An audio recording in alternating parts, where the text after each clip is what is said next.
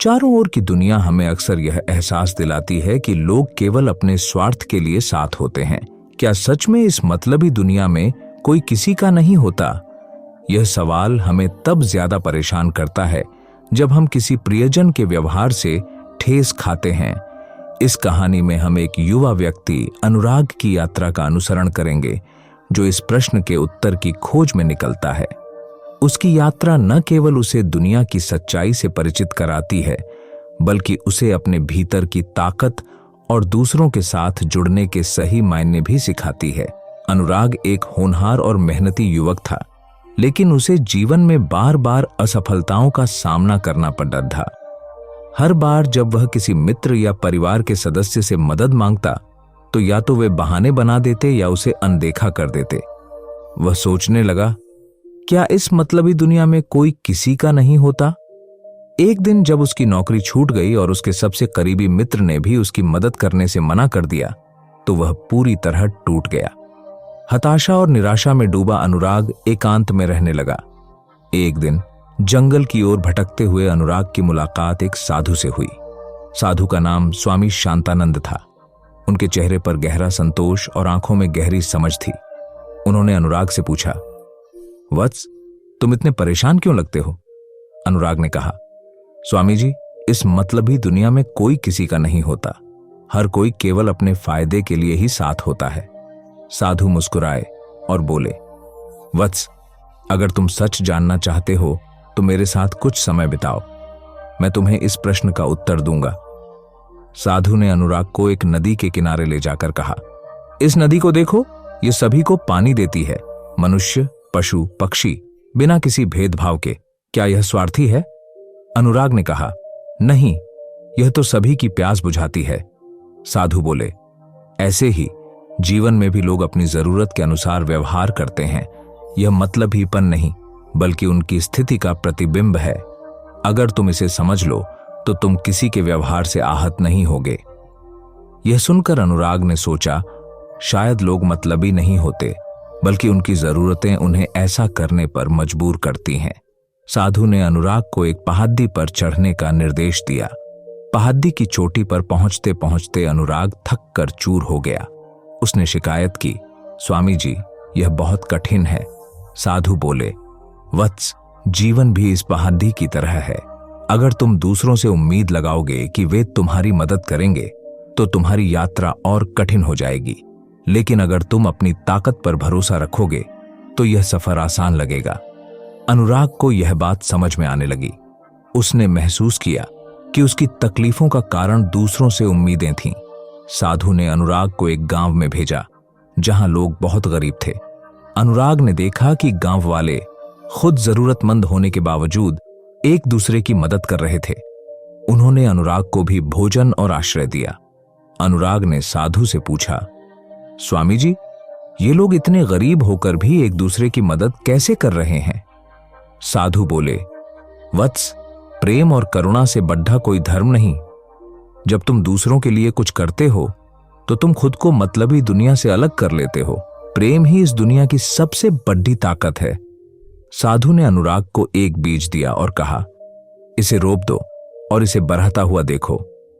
अनुराग ने बीज को लगाया और उसकी देखभाल करने लगा। धीरे धीरे वह पौधा एक वृक्ष में बदल गया। इस प्रक्रिया ने उसे सिखाया कि जैसे बीज अपनी ताकत से वृक्ष बनता है, वैसे ही इंसान को भी आत्मनिर्भर बनना चाहिए। साधु ने कहा, वत्स, जब तुम आत्मनिर्भर बनोगे तो दूसरों से कोई उम्मीद नहीं रखोगे और तुम्हारा दुख कम हो जाएगा। सभी सबक सीखने के बाद अनुराग को जीवन का असली मतलब समझ में आ गया। उसने दूसरों के प्रति अपनी शिकायतें छोड़ दी और अपने जीवन को प्रेम, करुणा और आत्मनिर्भरता के आधार पर जीने लगा। उसने अपनी असफलताओं से सीख ली और एक नई शुरुआत की। धीरे धीरे वह सफल होने लगा और दूसरों की मदद करने के लिए प्रेरित हुआ। ये कहानी हमें सिखाती है कि इस दुनिया में लोग मतलबी नहीं, बल्कि अपनी परिस्थितियों के अनुसार व्यवहार करते हैं।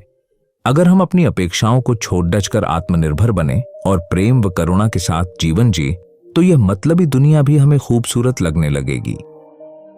जीवन में हर कोई कठिनाइयों का सामना करता है। ये चुनौतियां हमें मजबूती देती हैं, मगर अक्सर इनमें उलझकर हम निराशा महसूस करने लगते हैं। ऐसी स्थिति में किसी का मार्गदर्शन मिल जाए तो मन को शांति और राह को सरलता मिलती है। भगवान बुद्ध का जीवन और उनके उपदेश हमें सिखाते हैं कि हर परेशानी का हल हमारे भीतर है, बस सही दृष्टिकोण से उसे देखना होता है। इस कहानी में हम देखेंगे कि कैसे बुद्ध के विचार किसी भी मुश्किल परिस्थिति में हमें मार्ग दिखा सकते हैं। बहुत समय पहले की बात है। गौतम बुद्ध अपने शिष्यों के साथ एक गांव में आए हुए थे। यह गांव सुंदर और हरियाली से भरा था, मगर गांव के लोग अपने जीवन में परेशान और दुखी थे। गांव का मुखिया बुद्ध के पास पहुंचा और निवेदन किया, हे भगवान, हमारे गांव के लोग तरह तरह की परेशानियों से घिरे हुए हैं। कोई आर्थिक समस्याओं से परेशान है, कोई रिश्तों में उलझा हुआ है और कोई मानसिक शांति की तलाश में है। कृपया हमें कोई ऐसा उपाय बताइए जिससे हम सभी को शांति मिल सके। बुद्ध मुस्कुराए और गांव वालों को इकट्ठा करने को कहा। जब सभी लोग वहां आ गए तो बुद्ध ने अपनी बात शुरू की।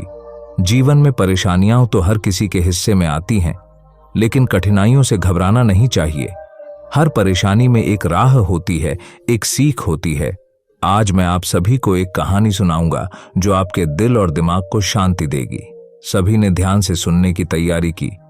एक दिन की बात है। बुद्ध अपने एक शिष्य आनंद के साथ एक जंगल से होकर गुजर रहे थे। दिन भर की यात्रा के बाद वे दोनों एक पेड़ के नीचे बैठ गए।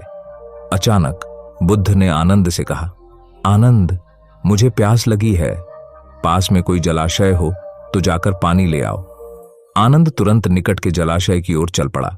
जब वह वहां पहुंचा तो देखा कि पानी में कीचड़ मिला हुआ था। पानी के ऊपर सूखी पत्तियां और घास तैर रही थीं। आनंद यह देख निराश हो गया और वापस बुद्ध के पास आकर बोला, भगवान, पानी साफ नहीं है, उसमें कीचड़ और गंदगी है। इसे पीना ठीक नहीं होगा। बुद्ध ने शांत स्वर में कहा, कोई बात नहीं आनंद, थोड़ी देर बाद फिर से जाकर देखो। थोड़ी देर बाद आनंद फिर से उस जलाशय पर गया, लेकिन पानी अभी भी गंदा था। निराश होकर वह लौट आया और बुद्ध से कहा, भगवान, पानी अब भी साफ नहीं हुआ है। बुद्ध ने मुस्कुराते हुए कहा, कोई बात नहीं आनंद, समय और धैर्य दो सबसे बड़े शिक्षक हैं।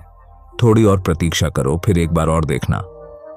आनंद को बुद्ध की बात में गहराई महसूस हुई, मगर वह समझ नहीं पाया कि इसका अर्थ क्या है। थोड़ी देर बाद बुद्ध ने फिर से उसे पानी लाने के लिए कहा। इस बार जब आनंद जलाशय पर पहुंचा तो देखा कि पानी बिल्कुल शांत हो गया था और उसकी सतह पर तैरने वाली सारी गंदगी नीचे बैठ गई थी। अब पानी साफ था। आनंद ने बर्तन में पानी भरा और बुद्ध के पास ले आया। बुद्ध ने पानी पीते हुए आनंद से कहा, क्या तुमने देखा आनंद, जिस जलाशय का पानी गंदा था वही पानी समय और धैर्य से शांत होकर साफ हो गया। इसी प्रकार हमारे मन में भी जब अशांति होती है तो वह हमारे जीवन में कठिनाइयां उत्पन्न करता है। हमें केवल धैर्यपूर्वक प्रतीक्षा करनी चाहिए। मन भी शांत होगा और हमारे विचार भी स्पष्ट हो जाएंगे। तब हमें हर समस्या का हल अपने आप दिखने लगेगा। बुद्ध की यह सीख गांव वालों के लिए बेहद महत्वपूर्ण थी।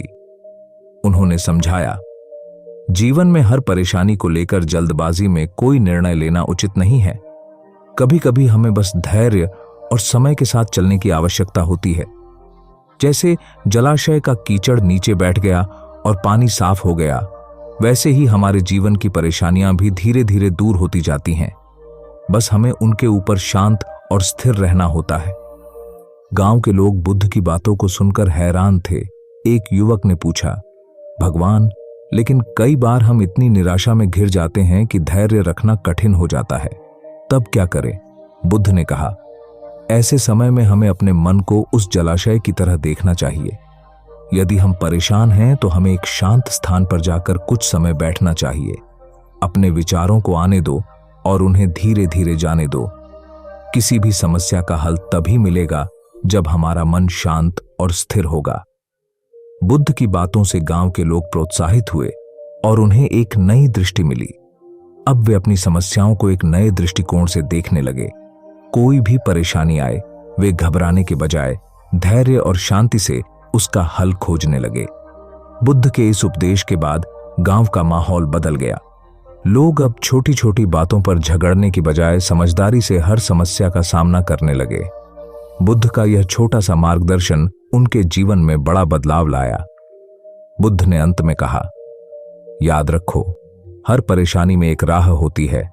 कठिनाई चाहे कैसी भी हो, अगर हम शांत मन से सोचें तो उसका हल अपने आप हमारे सामने आ जाता है। हमें अपने भीतर की उस शांति को ढूंढना चाहिए जो किसी भी हलचल के बाद भी स्थिर रहती है। वही शांति हमारे जीवन की सबसे बड़ी राह दिखाने वाली होती है। गांव के लोगों ने बुद्ध के इस संदेश को अपने जीवन का हिस्सा बना लिया। फैसले जीवन का सबसे महत्वपूर्ण हिस्सा होते हैं। हम चाहे कितने भी बुद्धिमान या अनुभवी क्यों न हों, अगर सही फैसले नहीं लेंगे तो जीवन की दिशा कहीं ना कहीं गलत हो सकती है। हम में से हर कोई सही फैसला लेना चाहता है, लेकिन अक्सर निर्णय लेने में हिचकिचाहट या भ्रम महसूस करता है। यह कहानी आपको सही फैसला लेने के बारे में एक महत्वपूर्ण सीख देगी और आपकी जिंदगी को एक नई दिशा दे सकती है। एक समय की बात है, एक छोटे से गांव में एक व्यक्ति रहता था जिसका नाम मोहन था। मोहन एक साधारण किसान था, लेकिन वह अपनी मेहनत और सादगी के लिए पूरे गांव में प्रसिद्ध था। उसकी एक विशेषता थी कि वह हर फैसले से पहले काफी सोचता था, लेकिन फिर भी कभी कभी गलत फैसले ले लेता था, जिसका असर उसकी जिंदगी पर पड़ता था। मोहन का जीवन संघर्षों से भरा हुआ था। उसका परिवार छोटे से खेत पर निर्भर था, जिससे उसकी रोजी रोटी चलती थी। लेकिन कई बार फसल अच्छी नहीं होती तो उसका परिवार आर्थिक संकट से जूझता था। मोहन इस बात से चिंतित था कि वह अपने परिवार के लिए सही फैसले नहीं ले पा रहा है। उसकी सबसे बड़ी परेशानी थी कि जब भी कोई कठिन निर्णय लेना होता, वह उलझन में पड़ जाता था और सही निर्णय नहीं कर पाता था। एक दिन मोहन अपने खेत में काम कर रहा था, तभी गांव के बाहर से एक साधु महाराज गांव में आए। साधु महाराज पूरे गांव में घूमा करते थे और लोगों की समस्याओं का समाधान बताते थे। लोग उन्हें संत मानते थे क्योंकि उनके पास हर समस्या का हल होता था। मोहन को भी जब साधु महाराज के बारे में पता चला तो वह उनसे मिलने गया। साधु महाराज एक बड़े पेड़ के नीचे ध्यानमग्न बैठे थे। मोहन ने उनके पास जाकर विनम्रता से कहा, महाराज, मैं बहुत परेशान हूं। मैं हमेशा कोशिश करता हूं कि सही निर्णय लूं, लेकिन कई बार मैं गलत फैसले ले लेता हूं। इससे मेरा जीवन और भी कठिन हो जाता है। कृपया मुझे सही फैसला लेने की कला सिखाएं। साधु महाराज ने उसकी बात सुनकर अपनी आंखें खोलीं और मुस्कुराते हुए बोले, बेटा, सही फैसला लेना एक कला है और इसे सीखना समय लेता है। तुम्हारे जीवन के सभी फैसले तुम्हारी सोच, अनुभव और धैर्य पर निर्भर करते हैं। अगर तुम इसे समझ जाओगे तो तुम्हारे सभी फैसले सही होंगे। साधु महाराज ने मोहन को पास बुलाया और कहा, तुम्हें सही निर्णय लेने के लिए 3 महत्वपूर्ण बातें समझनी होंगी। 1, धैर्य और शांति। सबसे पहले तुम्हें धैर्य रखना सीखना होगा। जब भी तुम किसी फैसले के सामने होते हो, तुरंत प्रतिक्रिया मत दो। पहले शांत हो जाओ, अपनी सांसों को नियंत्रित करो और फिर सोचो। जब हमारा मन शांत होता है, तभी हम सही निर्णय ले सकते हैं। घबराहट और हड़बड़ी में लिया गया निर्णय अक्सर गलत होता है। मोहन ने साधु की बात सुनी और सोचने लगा कि उसने कई बार जल्दबाजी में गलत फैसले लिए थे।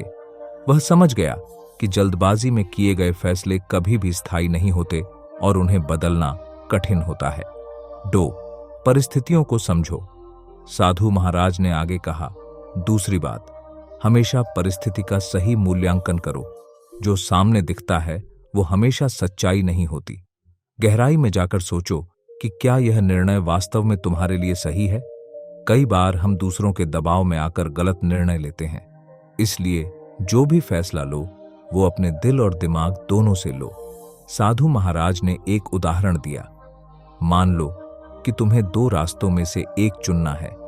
एक रास्ता सरल और सुंदर दिखाई देता है और दूसरा कठिन और चुनौतीपूर्ण है। कई लोग पहले रास्ते को चुनेंगे क्योंकि वो आसान है, लेकिन यह जरूरी नहीं है कि आसान रास्ता सही हो। इसलिए हमेशा सोच समझकर अपने निर्णय करो। 3, जीवन के अनुभव से सीखो। तीसरी और सबसे महत्वपूर्ण बात यह है कि अपने जीवन के अनुभवों से सीखो। हर अनुभव, चाहे वो अच्छा हो या बुरा, तुम्हें कुछ सिखाता है। अगर तुमने पहले कभी कोई गलत फैसला लिया है तो उससे निराश मत हो। उसकी वजहों को समझो और आगे बढ़ो। वही गलती दोबारा मत करो। अनुभव ही सबसे बड़ा शिक्षक होता है। मोहन ने साधु की ये बातें ध्यान से सुनी और अपने जीवन के बारे में सोचने लगा। उसने महसूस किया कि उसने कई बार अतीत में की गई गलतियों से सबक नहीं लिया था और इसलिए वही गलतियां बार बार दोहरा रहा था। साधु महाराज ने फिर मोहन से कहा, जब तुम इन 3 बातों को समझकर निर्णय लोगे तब तुम सही फैसले लेने में सक्षम हो जाओगे। जीवन में सही फैसले लेना बहुत महत्वपूर्ण होता है, क्योंकि एक गलत फैसला कई सालों की मेहनत को बर्बाद कर सकता है। इसलिए अपने फैसलों पर विचार करो और उन्हें सोच समझ कर लो। मोहन ने साधु महाराज की बातों को मन में बैठा लिया। उसने संकल्प लिया कि वह अब जल्दबाजी में कोई फैसला नहीं करेगा और हर निर्णय से पहले धैर्य से सोचेगा, परिस्थिति का सही मूल्यांकन करेगा और अपने अनुभवों से सीखेगा। साधु महाराज से मिलने के बाद मोहन के जीवन में धीरे धीरे बदलाव आने लगे। अब वह हर निर्णय से पहले शांत मन से विचार करता था। उसने अपने खेतों में नए तरीके से काम करने का फैसला लिया, जिससे उसकी फसल अच्छी होने लगी। उसने अपने परिवार के साथ भी बेहतर संबंध बनाने की दिशा में कदम उठाए। वह पहले की तरह जल्दबाजी में कोई निर्णय नहीं लेता था, बल्कि धैर्यपूर्वक सोचता और सही समय पर सही निर्णय लेता। कुछ समय बाद मोहन का जीवन पूरी तरह से बदल गया। उसकी आर्थिक स्थिति सुधरने लगी और वह अपने गांव में एक सम्मानित व्यक्ति बन गया। लोग उसकी सफलता का रहस्य पूछते थे और मोहन उन्हें वही सिखाता जो उसने साधु महाराज से सीखा था। कहानी हमें यह सिखाती है कि सही फैसला लेना जीवन में कितना महत्वपूर्ण है। जीवन में चुनौतियां और कठिनाइयां हमेशा आती रहेंगी, लेकिन अगर हम धैर्य, सोच समझ और अनुभव के साथ निर्णय लें तो हम हर चुनौती का सामना कर सकते हैं। ध्यान रखें, सही फैसले हमेशा आपकी सोच और अनुभव पर निर्भर करते हैं। जल्दबाजी में कभी भी निर्णय मत लो और परिस्थिति का सही मूल्यांकन करने के बाद ही फैसला करो। अगर आप भी सही फैसला लेने की कला सीख जाओगे तो जीवन में कभी हार का सामना नहीं करना पड़ेगा। साधु महाराज ने मोहन से कहा था, जीवन में सही फैसला वही है जो तुम्हें शांति और संतोष दे। अगर तुम अपने निर्णय से संतुष्ट हो और वह तुम्हें मानसिक शांति देता है तो समझ लो कि तुमने सही फैसला लिया है। लेकिन अगर तुम्हारे निर्णय के बाद भी तुम्हारे मन में अशांति है तो हो सकता है कि वह फैसला गलत हो। इसलिए अपने फैसले हमेशा सोच समझ कर लो और अपने दिल की सुनो। साधु महाराज के ये शब्द मोहन के जीवन में प्रेरणा का स्रोत बन गए और उसने इन्हें अपने जीवन का मूल मंत्र बना लिया। इसी प्रकार आप भी अपने जीवन में सही फैसले लेने की कला सीख सकते हैं और जीवन में हर क्षेत्र में सफलता प्राप्त कर सकते हैं। जीवन में समस्याएं हर किसी के सामने आती हैं। कई बार ये समस्याएं इतनी बड़ी लगती हैं कि हमें खुद पर विश्वास खोने का डर सताने लगता है। पर क्या सच में समस्याएं इतनी बड़ी होती हैं या फिर हम उन्हें अपने मन में बड़ा बना देते हैं? अगर हम अपने भीतर की शक्ति को पहचानें तो कोई भी समस्या हमें नहीं रोक सकती। यही समय होता है जब हमें खुद पर भरोसा बनाए रखना होता है। संतों की कहानियां हमें सिखाती हैं कि कठिनाइयों से डरने की बजाय उनसे सीखें, उनका सामना करें और खुद पर विश्वास रखें। आइए एक संत की प्रेरणादायक कहानी से सीखते हैं कि कैसे उन्होंने कठिनाइयों का सामना करते हुए अपनी आंतरिक शक्ति को पहचान कर न केवल अपनी समस्याओं को हल किया, बल्कि अपने जीवन को सफल और संतुष्टिपूर्ण बनाया। प्राचीन समय की बात है। एक छोटे से गांव में संत विशालदास नामक एक साधु निवास करते थे। विशालदास की आध्यात्मिक शक्ति और उनके मधुर स्वभाव के कारण गांव के लोग उन्हें बेहद मानते थे। वह हमेशा अपनी साधना में लीन रहते और लोगों को जीवन के गूढ़ रहस्यों को समझाते थे। लोग अपनी समस्याएं लेकर उनके पास आते और वे सरल शब्दों में उनके समाधान बताते थे। संत विशालदास का जन्म एक साधारण किसान परिवार में हुआ था। उनका नाम विशाल रखा गया था और बचपन में वे काफी सामान्य बच्चे थे। पढ़ाई में साधारण, खेल कूद में रुचि रखने वाले और जीवन की छोटी छोटी समस्याओं से डर जाने वाले। लेकिन उनकी मां ने उन्हें सिखाया था कि जीवन में सबसे बड़ी चीज है खुद पर विश्वास रखना। एक दिन गांव में भीषण सूखा पड़ा। किसानों की फसलें बर्बाद हो गईं और उनके परिवार पर भूख का संकट आ खड़ा हुआ। विशाल दास के परिवार की आर्थिक स्थिति भी काफी बिगड़ गई। इस कठिन समय में विशाल ने सोचा कि वह शहर जाकर कुछ काम करे ताकि परिवार का भरण पोषण कर सके। लेकिन शहर पहुंचते ही उसे एहसास हुआ कि शहर में जीना आसान नहीं है। कई बार उसे भूखे पेट सोना पड़ा और कई बार उसे छोटे मोटे काम करने पड़े, परंतु उसने हार नहीं मानी। उसकी मां के शब्द हमेशा उसे प्रेरित करते कि समस्या से डरना नहीं चाहिए, खुद पर विश्वास रखना चाहिए। धीरे धीरे विशाल को जीवन के वास्तविक अर्थ समझ में आने लगे। उसने देखा कि लोग शहर में एक दूसरे के प्रति कितने कठोर हो गए हैं। लोगों के मन में असहिष्णुता और लालच बढ़ गई है। उसे लगा कि उसकी मंजिल यही नहीं है, उसे कुछ और करना है, कुछ बड़ा। कुछ समय बाद उसने वापस गांव लौटने का निश्चय किया। गांव पहुंचते ही उसने अपनी मां से कहा कि वह साधना करना चाहता है और मानवता की सेवा में अपना जीवन समर्पित करना चाहता है। उसकी मां ने उसकी इच्छा का सम्मान किया और उसे आशीर्वाद दिया। साधना में लीन होने के बाद भी संत विशाल दास के सामने कई कठिनाइयां आईं। कभी लोग उन्हें तिरस्कार करते तो कभी उनके मार्ग में अवरोध उत्पन्न करते, लेकिन विशाल दास ने हर बार धैर्य रखा और खुद पर भरोसा बनाए रखा। उनके एक शिष्य ने एक बार उनसे पूछा, गुरुजी, जब लोग हमें निराश करते हैं या हमें गलत समझते हैं तो हमें क्या करना चाहिए? संत विशाल दास ने मुस्कुराते हुए कहा, जब तुम किसी समस्या से डरोगे तो वह और भी बड़ी हो जाएगी, लेकिन अगर तुम खुद पर विश्वास रखोगे तो वही समस्या तुम्हें नई राह दिखाएगी। जीवन में हर चुनौती हमें कुछ सिखाने के लिए आती है। संत विशाल दास की शिक्षा का गांव पर गहरा असर पड़ा। लोग अब छोटी छोटी समस्याओं से डरने की बजाय उनका समाधान ढूंढने की कोशिश करते। धीरे धीरे गांव में एक सकारात्मक माहौल बनने लगा। लोग एक दूसरे की मदद करने लगे और जीवन के प्रति उनका दृष्टिकोण बदल गया। संत विशाल दास ने यह सिखाया कि जीवन में समस्याएं आना स्वाभाविक है, लेकिन उनका डर हमें आगे बढ़ने से रोक देता है। खुद पर विश्वास रखना ही सबसे बड़ा समाधान है। अपने अंतिम समय में संत विशाल दास ने अपने शिष्यों और गांव वालों को इकट्ठा किया और उनसे कहा, याद रखो, समस्या बड़ी नहीं होती, हमारी सोच उसे बड़ा बना देती है। जीवन में अगर खुद पर भरोसा रखोगे तो कोई भी ताकत तुम्हें रोक नहीं सकती। खुद पर विश्वास रखो और हर कठिनाई का सामना करो, यही जीवन का सच्चा रास्ता है। इस कहानी से यह सीखने को मिलता है कि समस्याओं से डरना नहीं चाहिए, वे हमें हमारी आंतरिक शक्ति से मिलवाती हैं। हर चुनौती हमें यह याद दिलाने आती है कि हमारे भीतर कितना सामर्थ्य है, बस जरूरत है खुद पर विश्वास रखने की। समय का प्रवाह अनवरत है। सुख दुख, आनंद विषाद, सफलता असफलता जीवन के हिस्से हैं। मनुष्य जीवन में संघर्ष भी है और अनिश्चितताएं भी, लेकिन गौतम बुद्ध का संदेश हमें सिखाता है कि चाहे समय कैसा भी हो, यदि मन को शांत रखा जाए तो जीवन में संतुलन और सुख बना रहता है। इस कथा के माध्यम से हम बुद्ध के जीवन से प्रेरित होकर समझेंगे कि कैसे कठिन परिस्थितियों में भी शांत मन से जिया जा सकता है और जीवन में सच्चे सुख की प्राप्ति की जा सकती है। बहुत समय पहले की बात है। एक गांव में धीरज नाम का एक युवक रहता था। धीरज एक साधारण किसान था जो अपनी मेहनत और ईमानदारी से अपना जीवन व्यतीत करता था। उसकी जिंदगी में सुख सुविधाओं का अभाव था, लेकिन फिर भी वह सच्चे अर्थों में खुश था। उसके जीवन का एक ही मंत्र था, जो कुछ है उसी में संतुष्ट रहो। एक दिन गांव में बुद्ध के आगमन की खबर फैल गई।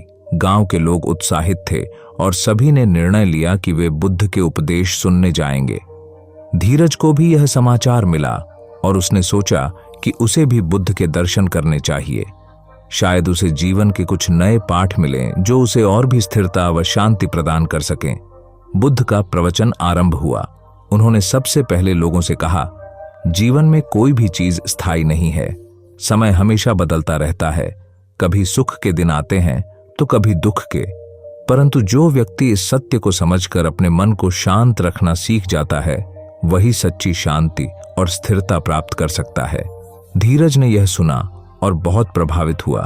उसने सोचा कि उसके जीवन में भी कई उतार चढ़ाव आए हैं, परंतु वह सदा यही मानता आया था कि ये सभी परिवर्तन अस्थायी हैं। बुद्ध की यह बात उसके मन में गहराई तक बैठ गई। कुछ दिनों बाद एक ऐसी स्थिति उत्पन्न हुई जिसने धीरज की शांतिपूर्ण दुनिया को हिलाकर रख दिया। उसके खेत में अचानक बाढ़ आ गई और उसकी पूरी फसल नष्ट हो गई।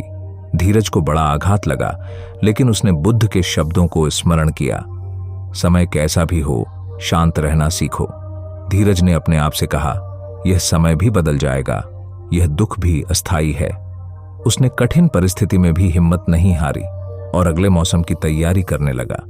धीरे धीरे उसने अपने खेत को फिर से तैयार किया और फसल उगाने का प्रयास किया। उसकी मेहनत रंग लाई और 1 साल बाद उसकी फसल अच्छी हुई। इस कठिन समय में भी धीरज ने धैर्य बनाए रखा और बुद्ध का संदेश उसके दिल में गहरा बैठ गया कि चाहे परिस्थिति जैसी भी हो, हमें अपनी शांति नहीं खोनी चाहिए।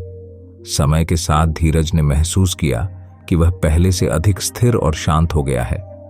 कठिनाई से उसने समझा कि समय का अस्थायित्व उसे और भी मजबूत बना सकता है। उसने अब रोज ध्यान लगाना शुरू कर दिया ताकि उसका मन और अधिक स्थिर रहे। वह अपने मन से संवाद करता, जब तक मन शांत रहेगा तब तक मैं किसी भी कठिनाई का सामना कर सकता हूं।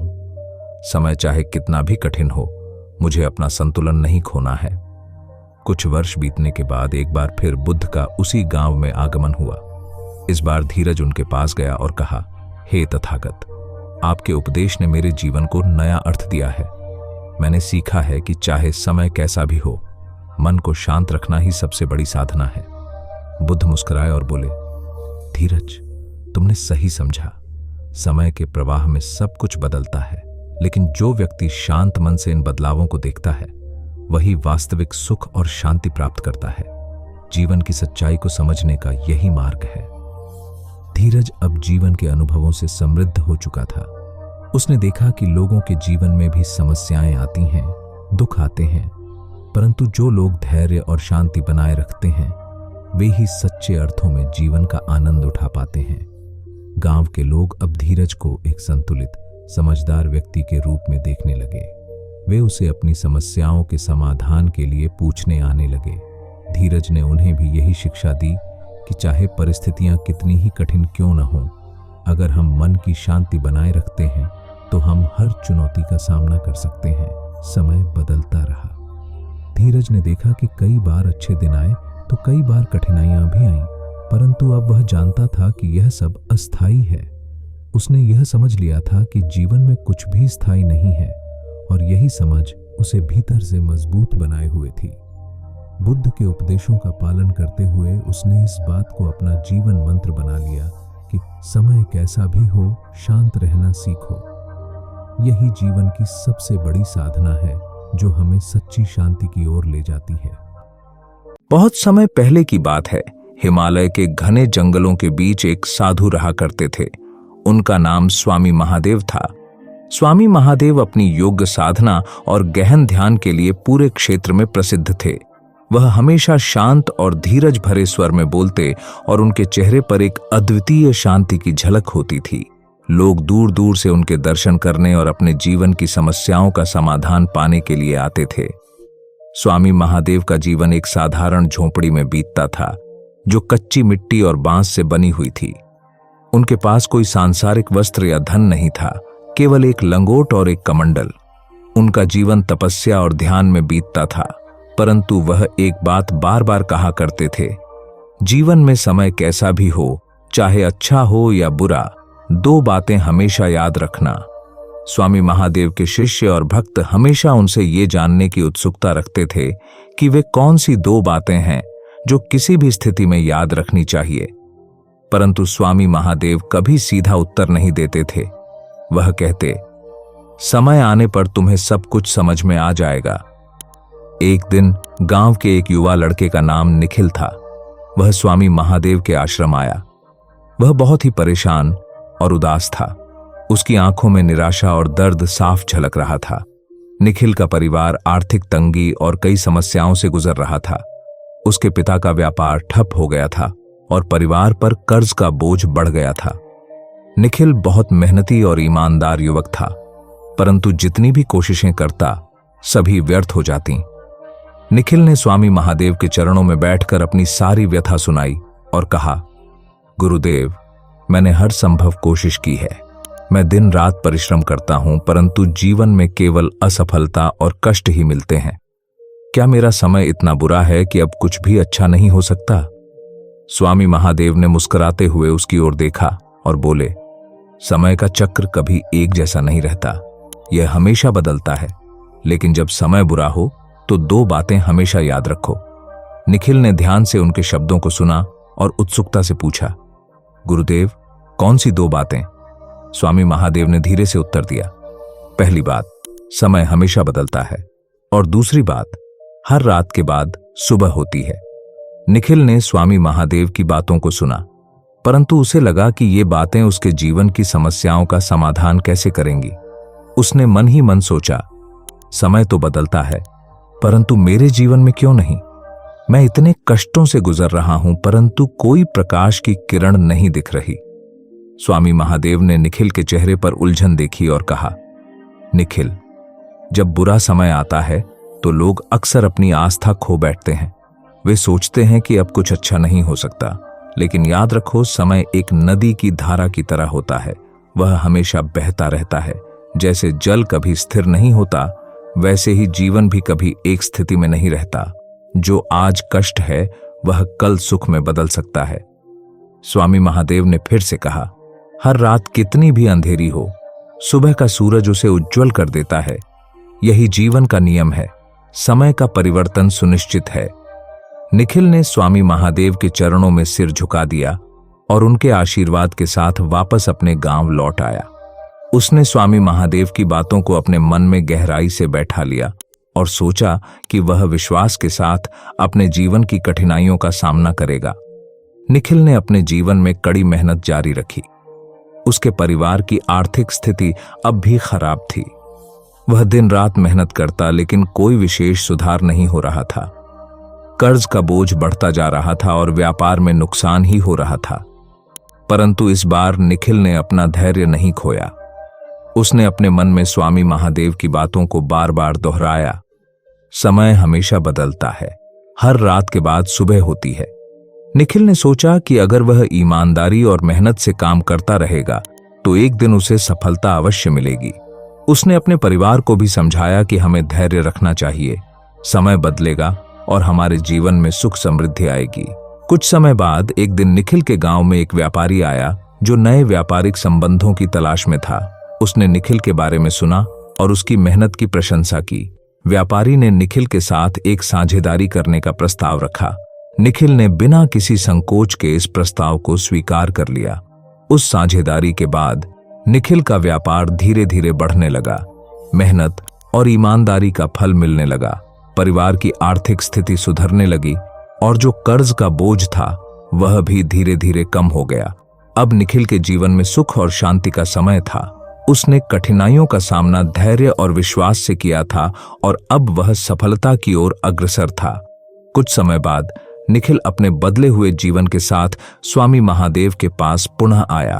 वह स्वामी महादेव के चरणों में झुककर बोला, गुरुदेव, आपकी दी गई दो बातें मेरे जीवन की सबसे बड़ी सच्चाई बन गईं। आपने कहा था कि समय बदलता है और हर रात के बाद सुबह होती है।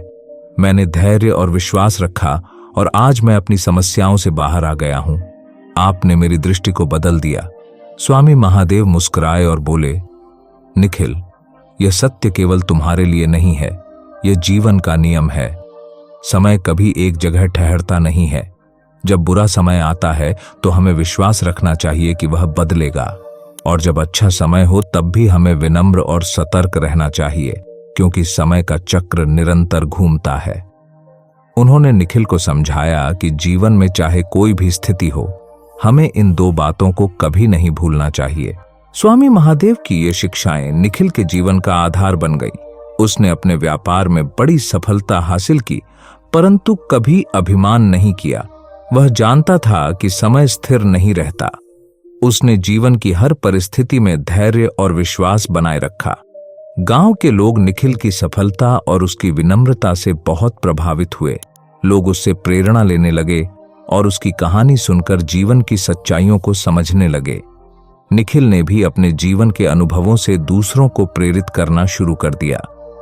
वह अक्सर स्वामी महादेव की बातों को दोहराता, समय कितना भी बुरा हो, 2 बातें याद रखना, समय हमेशा बदलता है और हर रात के बाद सुबह होती है।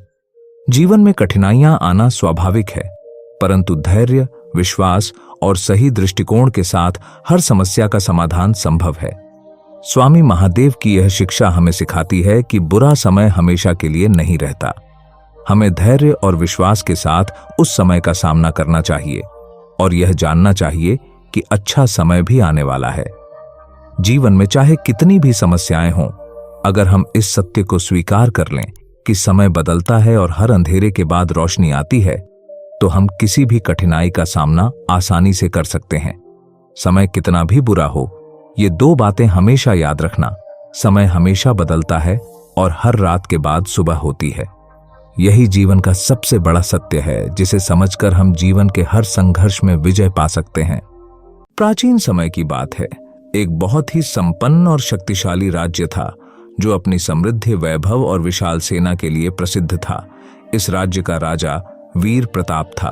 वह न केवल एक वीर योद्धा था, बल्कि धर्मनिष्ठ और न्यायप्रिय भी था।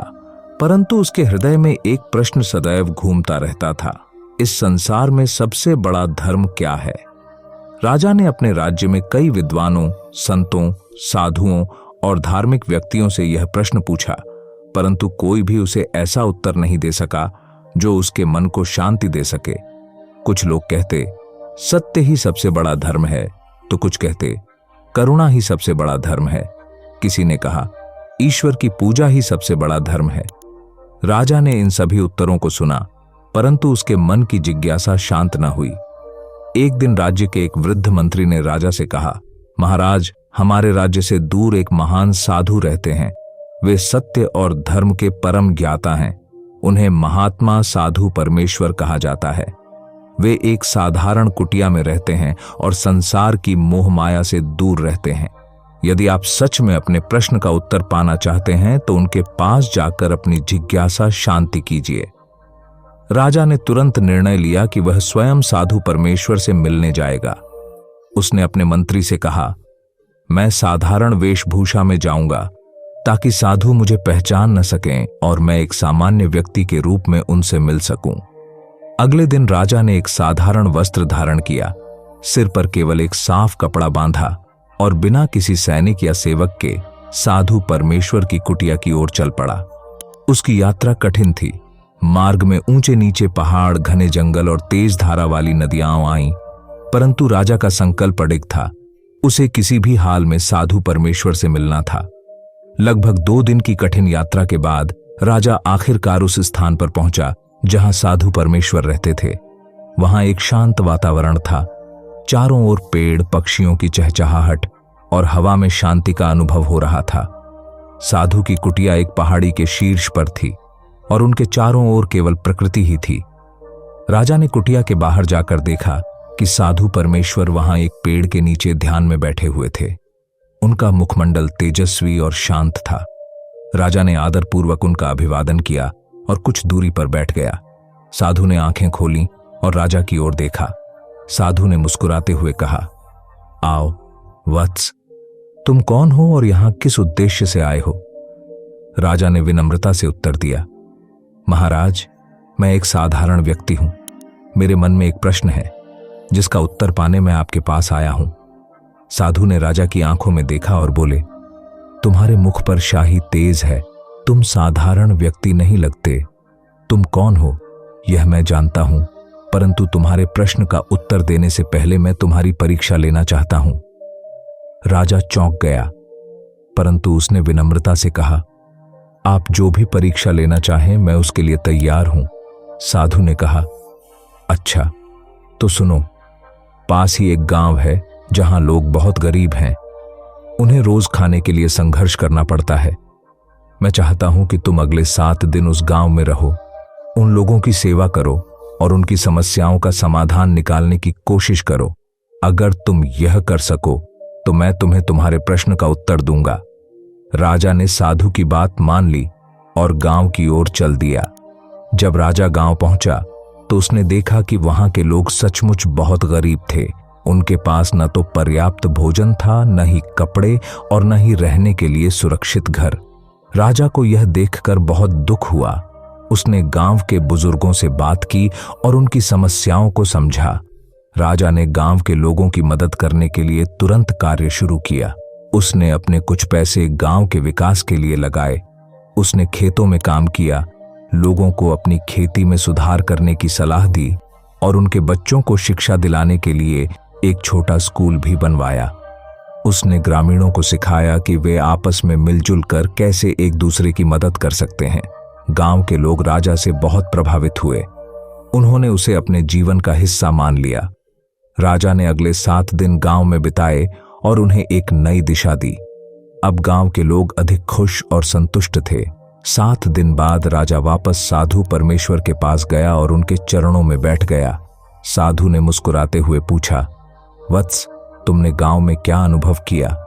राजा ने विनम्रता से उत्तर दिया, महात्मा जी, मैंने सीखा कि जब हम दूसरों की सेवा करते हैं तो हम सच्ची संतुष्टि और शांति प्राप्त करते हैं। सेवा करने से ही हम अपने जीवन को सार्थक बना सकते हैं। साधु ने सिर हिलाते हुए कहा, तुम्हारी यह सीख महत्वपूर्ण है, परंतु यही पूर्ण उत्तर नहीं है। अब सुनो, मैं तुम्हें तुम्हारे प्रश्न का उत्तर देता हूं। साधु ने एक गहरी सांस ली और कहा, इस संसार में सबसे बड़ा धर्म मानवता है। जब तुम किसी भी व्यक्ति, चाहे वह गरीब हो या धनी, निर्बल हो या सबल, उसकी सहायता करते हो, उसकी पीड़ा को कम करते हो, तभी तुम सच्चे धर्म का पालन कर रहे हो। सभी धर्म, चाहे वे किसी भी रूप में हों, अंततः मानवता की सेवा करने का ही संदेश देते हैं। जब तुमने गांव में लोगों की सेवा की, तुमने सबसे बड़े धर्म का पालन किया। राजा के मन में अब सब स्पष्ट हो चुका था। उसने महसूस किया कि यह वही उत्तर था जिसकी उसे तलाश थी, परंतु उसे इस उत्तर को अनुभव करना पड़ा, समझना पड़ा। केवल पुस्तकों में पढ़कर या उपदेश सुनकर वह इस सत्य को नहीं जान सकता था। राजा साधु के उत्तर से अत्यधिक प्रभावित हुआ और उसने उनके चरणों में प्रणाम किया। उसने सोचा कि अब वह अपने राज्य को भी इस ज्ञान का भागीदार बनाएगा। राजा ने साधु से अनुमति ली और अपने राज्य की ओर चल पड़ा। जब वह वापस अपने महल पहुंचा तो उसके मंत्री और दरबारियों ने उसका स्वागत किया। उन्होंने देखा कि राजा के चेहरे पर एक अनोखी शांति और संतोष था।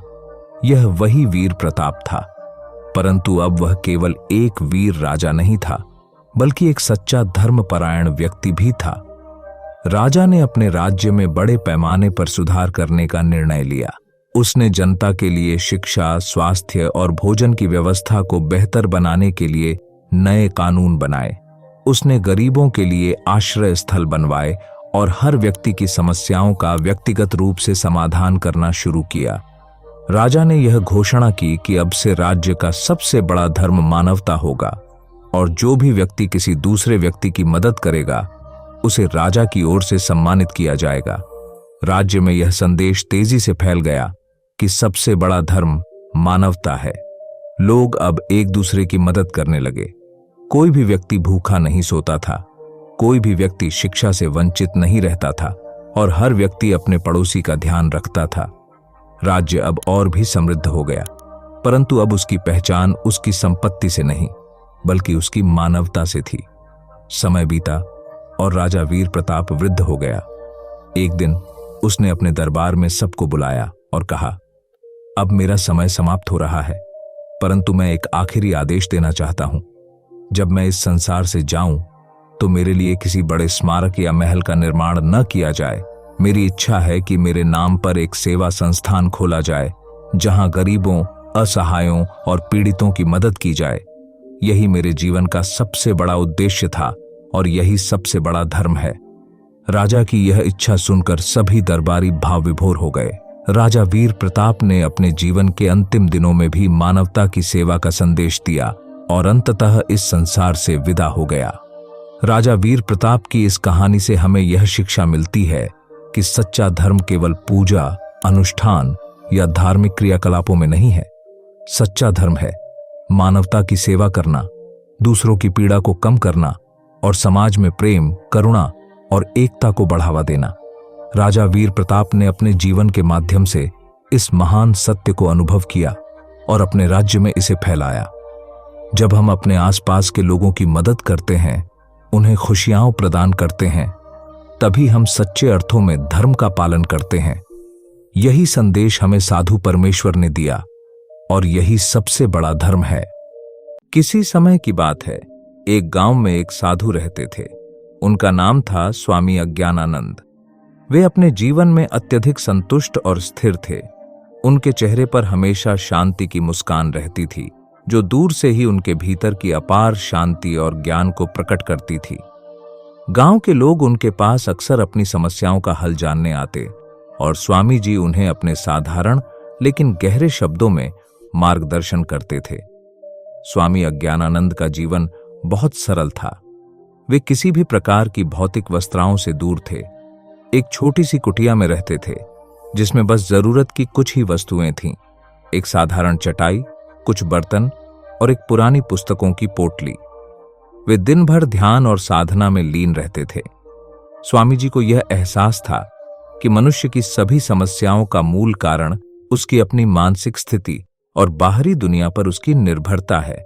गांव के लोग उनके पास आकर अक्सर यह कहते, स्वामी जी, मेरी जिंदगी में बहुत परेशानियां हैं। मैं इस व्यक्ति से दुखी हूं, उस व्यक्ति से नाराज हूं, मेरा काम नहीं हो रहा है और दुनिया बहुत कठिन है। स्वामी जी हमेशा शांत रहते और कहते, तुम सब कुछ छोड़कर केवल खुद पर ध्यान दो, दूसरों की चिंता करना छोड़ दो, केवल अपने काम पर ध्यान लगाओ, यही सच्चा मार्ग है। गांव में एक युवा लड़का था जिसका नाम रामू था। रामू एक मेहनती युवक था, लेकिन वह हर समय किसी न किसी परेशानी में उलझा रहता। कभी उसे अपनी शिक्षा की चिंता होती, कभी घर के कामकाज को लेकर नाराजगी। उसे हमेशा लगता था कि दुनिया उसके खिलाफ है। वह अपने दोस्तों और परिवार से निरंतर शिकायत करता रहता था। एक दिन रामू ने स्वामी जी के बारे में सुना और उनसे मिलने का निश्चय किया। वह साधु की कुटिया के पास पहुंचा और हाथ जोड़कर बोला, स्वामी जी, मैं बहुत दुखी हूं। मेरी जिंदगी में बहुत परेशानियां हैं। कोई भी मुझे समझता नहीं है और मैं हमेशा अकेला महसूस करता हूं। लोग मेरे साथ अच्छा व्यवहार नहीं करते और मेरी मेहनत का सम्मान नहीं करते। आप मुझे कुछ मार्गदर्शन दीजिए। स्वामी जी ने रामू को ध्यान से देखा। उनके चेहरे पर हल्की सी मुस्कान थी। वे जानते थे कि रामू की समस्या वही थी जो अधिकांश लोगों की होती है, बाहरी दुनिया पर अत्यधिक ध्यान और अपनी आंतरिक शक्ति की उपेक्षा। स्वामी जी ने रामू को पास बिठाया और कहा, बेटा, तुम्हारी सारी समस्याओं का हल तुम्हारे भीतर ही छिपा है। तुम दूसरों को बदलने की कोशिश कर रहे हो, परंतु सच्चाई यह है कि तुम्हें खुद को बदलने की आवश्यकता है। रामू ने पूछा, स्वामी जी, क्या इसका मतलब यह है कि मैं अपनी समस्याओं को नजरअंदाज कर दूं? स्वामी जी ने धीरे से सिर हिलाते हुए कहा, नहीं बेटा, इसका मतलब यह है कि तुम अपनी समस्याओं का हल बाहर ढूंढना बंद करो और अपने भीतर की शक्ति पर काम करो। लोग क्या कहते हैं, क्या करते हैं, इन सब पर ध्यान देना बंद करो। खुद पर काम करो, अपनी सोच को बदलो। जब तुम खुद पर काम करोगे तो दुनिया अपने आप बदलती हुई दिखेगी। स्वामी जी ने रामू को एक दिन विशेष प्रयोग करने को कहा। उन्होंने कहा, मैं तुम्हें एक काम बताता हूं। तुम एक दिन के लिए हर उस व्यक्ति से मिलो जो तुम्हें परेशान करता है, लेकिन उनसे कुछ भी कहने या शिकायत करने की बजाय बस उन्हें मुस्कान के साथ देखो और धन्यवाद कहो। रामू को यह विचार अजीब लगा। उसने सोचा, यह कैसे काम करेगा? मेरे दुश्मन, मेरे आलोचक और जो लोग मुझे नापसंद करते हैं, उन्हें मैं धन्यवाद कैसे कह सकता हूं? लेकिन स्वामी जी के कहने पर रामू ने यह प्रयोग करने का निर्णय लिया। अगले दिन उसने अपने दोस्तों, परिवार के सदस्यों और उन लोगों से मिलना शुरू किया जिनसे वह नाराज था। हर बार उसने मुस्कान के साथ उन्हें देखा और धन्यवाद कहा। यह देखकर हर कोई हैरान था, लेकिन रामू को अंदर से एक अजीब सी शांति महसूस होने लगी। शाम को रामू फिर से स्वामी जी के पास आया। वह थोड़ा उलझन में था, लेकिन उसकी आंखों में चमक थी। उसने कहा, स्वामी जी, मुझे आज अजीब अनुभव हुआ। मैंने सभी को धन्यवाद कहा और किसी ने कोई बुरा व्यवहार नहीं किया।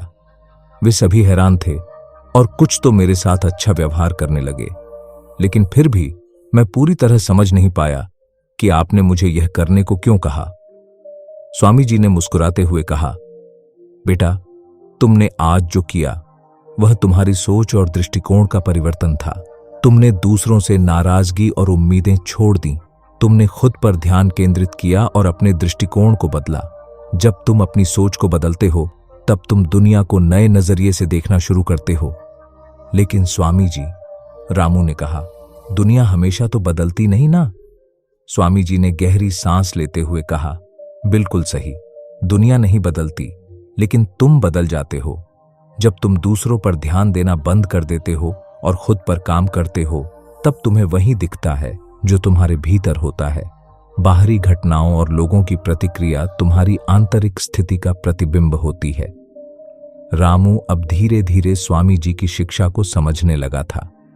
उसे एहसास हो गया था कि उसकी समस्याएं बाहरी दुनिया में नहीं, बल्कि उसके खुद के विचारों और भावनाओं में थीं।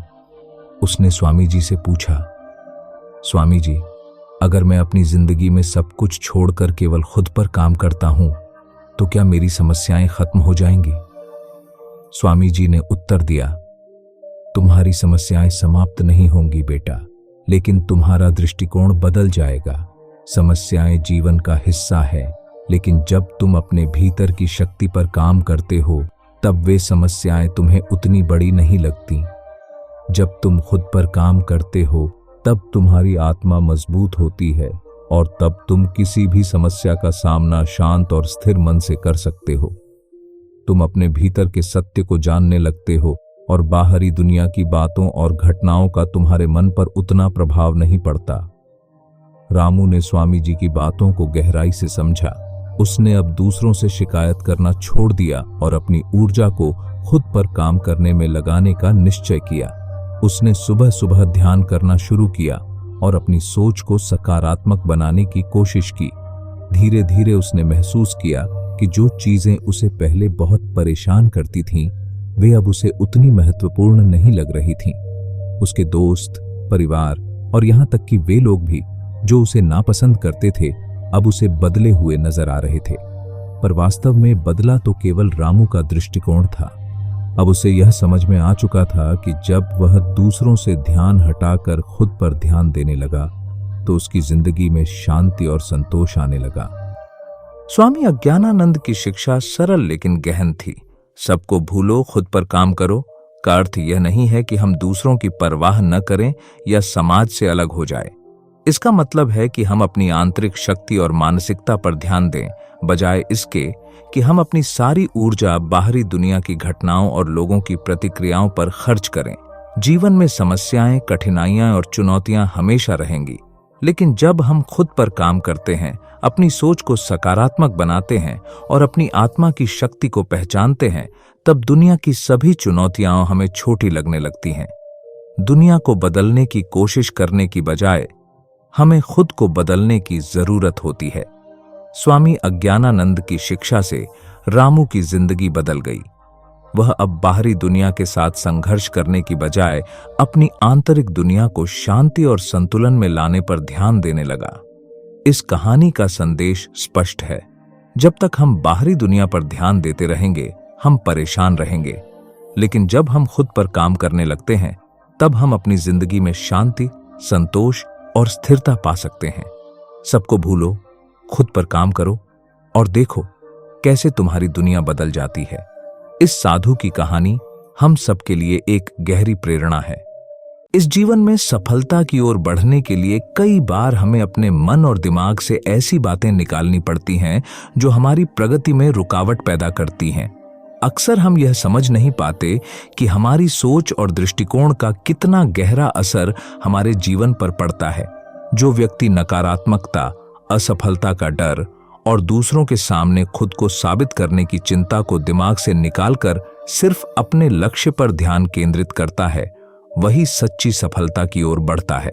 अब चलिए एक कहानी के माध्यम से समझते हैं कि भगवान बुद्ध ने किस प्रकार अपने शिष्यों को यह महत्वपूर्ण शिक्षा दी। एक समय की बात है, भगवान बुद्ध अपने शिष्यों के साथ जंगल में एक छोटे से बोधिसत्व के नीचे बैठे हुए थे। उस दिन का माहौल बहुत शांत था। सभी शिष्य ध्यान में मग्न थे। तभी एक शिष्य आनंद ने बुद्ध से पूछा, भगवान, आपने हमेशा हमें सच्ची सफलता का रास्ता दिखाया है, लेकिन कई बार हमारे अपने विचार और भावनाएं हमें आगे बढ़ने से रोक देती हैं। कृपया हमें बताएं, हम अपने दिमाग को कैसे इस तरह प्रशिक्षित करें कि नकारात्मक सोच हमारे रास्ते में बाधा न बने। बुद्ध ने आनंद की ओर मुस्कुराते हुए देखा और कहा, आनंद, तुम्हारा प्रश्न बहुत ही सार्थक है। कई बार हमारी सोच ही हमें हमारी मंजिल से दूर ले जाती है। यह जानना जरूरी है कि हमारे दिमाग में कौन सी ऐसी बातें हैं जिन्हें हमें छोड़ना चाहिए ताकि हम सफल हो सकें। उन्होंने सब शिष्यों को बुलाया और एक कहानी सुनानी शुरू की। एक बार की बात है, एक युवा राजकुमार था जिसका नाम सिद्धार्थ था। वह बुद्ध बनने से पहले एक आम व्यक्ति की तरह ही अपनी भावनाओं और विचारों में उलझा हुआ था। राजमहल में रहते हुए उसे कभी कठिनाई या दुख का अनुभव नहीं हुआ था। लेकिन एक दिन जब उसने जीवन की वास्तविकता देखी, एक बूढ़ा व्यक्ति, एक बीमार व्यक्ति और एक मृत व्यक्ति, तो उसे एहसास हुआ कि जीवन में सुख दुख का भी अपना स्थान है। सिद्धार्थ के मन में एक सवाल ने जन्म लिया, क्या जीवन का असली उद्देश्य बस इन दुखों से बचना है या कुछ और भी है जो मैं नहीं जानता? इस सवाल ने उसे अपने आरामदायक जीवन से बाहर निकलकर सच्चाई की खोज पर चलने के लिए प्रेरित किया।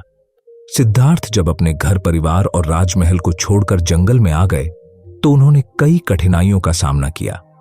सबसे पहले उन्होंने अपने मन में से उस मोहमाया का त्याग किया जो उनके सुखी और शांत जीवन के लिए आवश्यक लगती थी। उन्होंने सोचा, सफलता वही है जब हम अपने मोह को त्याग कर अपने लक्ष्य पर ध्यान केंद्रित कर सकें। उन्होंने हर दिन अपनी सोच को और स्पष्ट करने के लिए ध्यान का अभ्यास किया और महसूस किया कि जितना अधिक उन्होंने माया और धन से मुंह मोड़ा, उतना ही उनका मन शांत होता गया। कुछ दिन बाद सिद्धार्थ को अनेक साधु और साध्वी मिले जिन्होंने उन्हें अपने विचारों और जीवन शैली का पालन करने की सलाह दी। हर व्यक्ति उनसे उम्मीद करता था कि वे उसी प्रकार का जीवन जिएं जो अन्य लोग मानते थे, लेकिन सिद्धार्थ ने महसूस किया कि उनकी यात्रा का उद्देश्य दूसरों की अपेक्षाओं को पूरा करना नहीं था। उन्होंने अपने दिमाग से यह विचार निकाल दिया कि उन्हें किसी और को साबित करने की आवश्यकता है। वे हर दिन अपने ध्यान और तपस्या के माध्यम से खुद की सच्चाई को खोजने में लगे रहे। इस प्रकार उन्होंने दूसरों की अपेक्षाओं से मुक्त होकर अपनी राह पर चलने का निर्णय लिया। कई बार उनके मन में असफलता का भय भी उठा। वे सोचते, क्या होगा अगर मैं अपनी खोज में सफल नहीं हो पाया? क्या होगा यदि मुझे जीवन का सच्चा अर्थ नहीं मिला? लेकिन जैसे ही यह विचार उनके मन में आता, वे उसे छोड़ने का प्रयास करते। उन्होंने खुद से कहा, सफल वही बनेगा जो असफलता का डर अपने दिमाग से निकाल देगा।